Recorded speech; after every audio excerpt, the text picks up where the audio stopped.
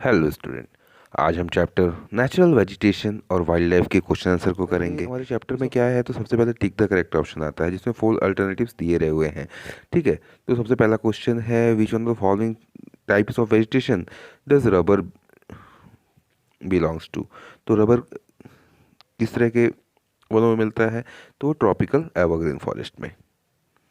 अगला क्वेश्चन है cinchona trees are found in the area of rainfall more than, तो 100 centimetre. Next question है in which of the following state is the Simlipal bio reserve located. तो सिमलीपाल कहाँ पे है भाई, तो सिमलीपाल जो है वो हमारा उड़ीसा में है। आप इस मैप में भी देख लोगे भाई उड़ीसा कहाँ पे है।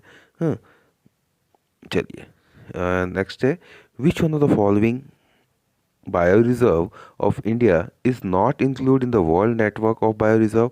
इसमें कौन सा है, तो Nanda Devi. Answer the following question briefly, define ecosystem.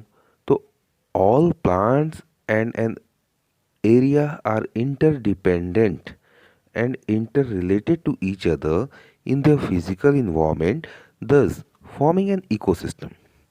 Human being also are the integral part of the ecosystem। माने human beings जो है वो भी एक महत्वपूर्ण अंग है इस इकोसिस्टम का। What factors are responsible for the distribution of plants and animal in India?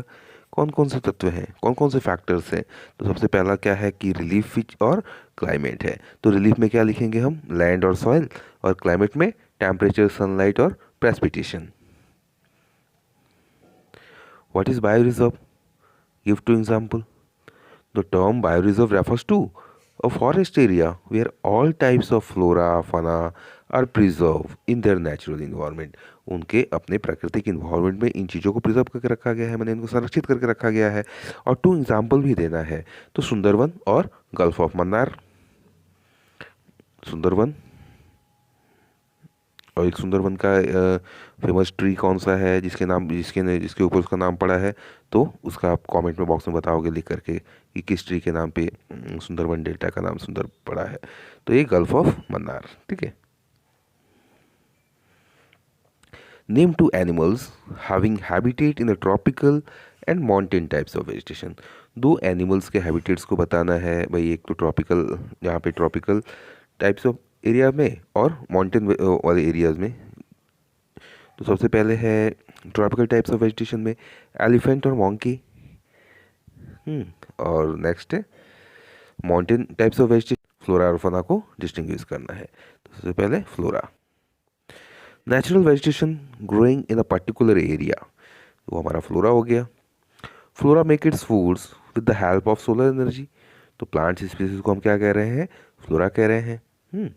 और fauna, wildlife living in a particular area is term as fauna. Fauna can not make its own food, so it is dependent upon the flora.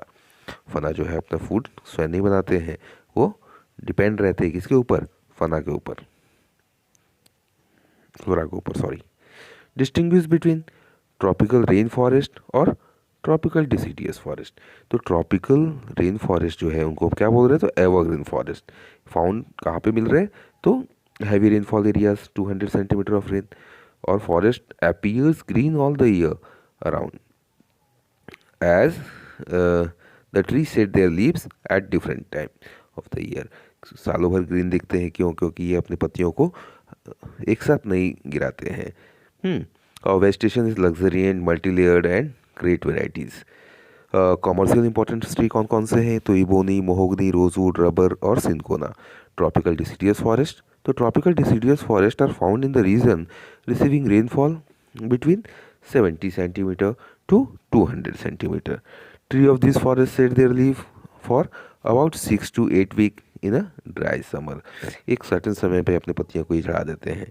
On the basis of varieties of water this forest are further divided into moist and dry deciduous forest. अब पानी की उपलब्धता के अनुसार इनको दो भागों में डिवाइड किया जा रहा है, एक मोस्ट फॉरेस्ट और एक ड्राई डिसीडियस फॉरेस्ट। यहाँ पे कमर्शियल इंपॉर्टेंट ट्री कौन कौन से हैं, तो बैम्बू, साल, सीसम, सैंडलवुड, खायर, कुसुम, अर्जुना और mulberry. Name different types of vegetation found in India and describe the vegetation of high altitude. तो डिफरेंट टाइप्स ऑफ वेजिटेशन पहले हम लिख देंगे। तो कौन कौन से वेजिटेशन है? Tropical rain forest, tropical deciduous forest, thorny and SERB forest, mountain forest, mangrove forest. ये हमारा आधा क्वेश्चन का आंसर हो गया। अब इसके बाद हाई एल्टीट्यूड के अनुसार हम इसका आंसर देंगे। तो vegetation of high altitude generally above 3600 metre consist of alpine vegetation.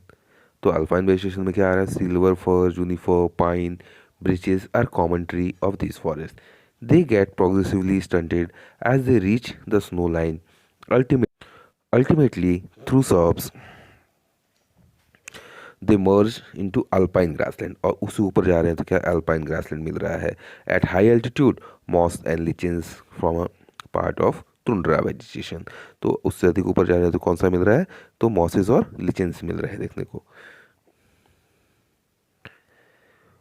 Quite a few species of plants and animal are in danger in India.